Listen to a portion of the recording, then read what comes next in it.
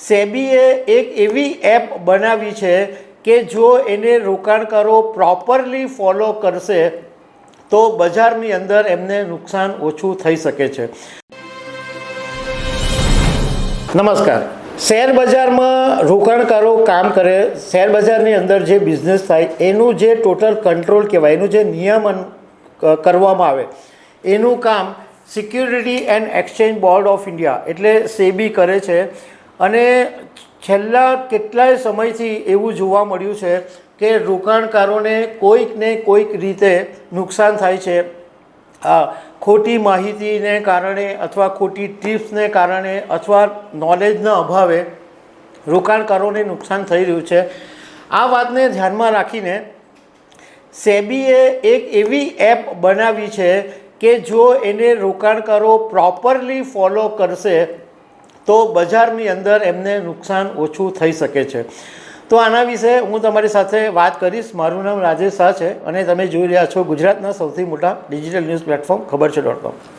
આજે એવી હાલત છે કે બધા લોકોને શેર બજારમાંથી રાતોરાત કમાણી કરવી છે, પરંતુ કોઈને રિસર્ચ નથી કરવું, કોઈને મહેનત નથી કરવી, કોઈને શેર બજારમાં કામકાજ કેવી રીતે થાય છે એની જાણકારી નથી મેળવવી, કંપનીના જે ફાઇનાન્શિયલ્સ છે એ જાણવાની કોશિશ નથી કરવી.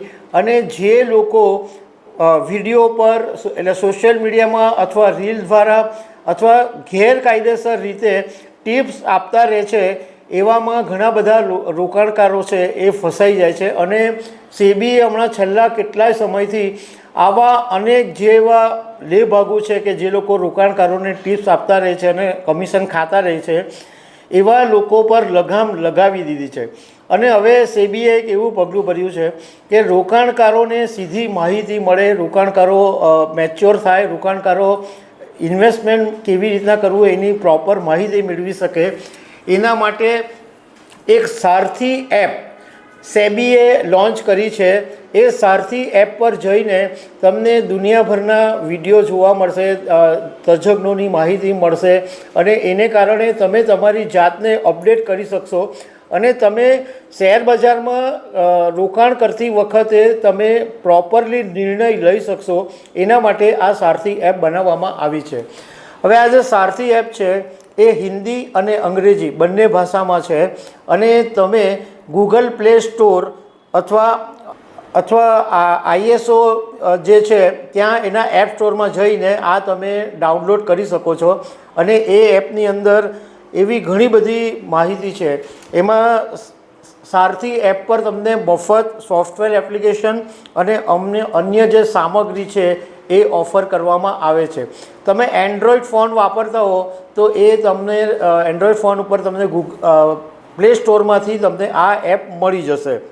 હવે આ જે સારથી એપ છે એની અંદર સ્ટોક એક્સચેન્જોની માહિતી છે, ડિપોઝિટરી અને association of mutual funds in India અને national centre for financial education, આવી અનેક સંસ્થાઓના વિડીયોનો ભંડાર છે.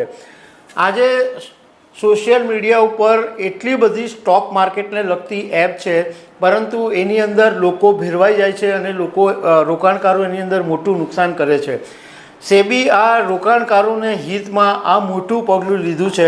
તો રોકાણકારોએ હવે આમ તેમ ભટકવાને બદલે સેબીની જે આ સારથી એપ છે એની પર જઈને માહિતી મેળવવી જોઈએ, કારણ કે એની અંદર માહિતીનો ભંડારો છે.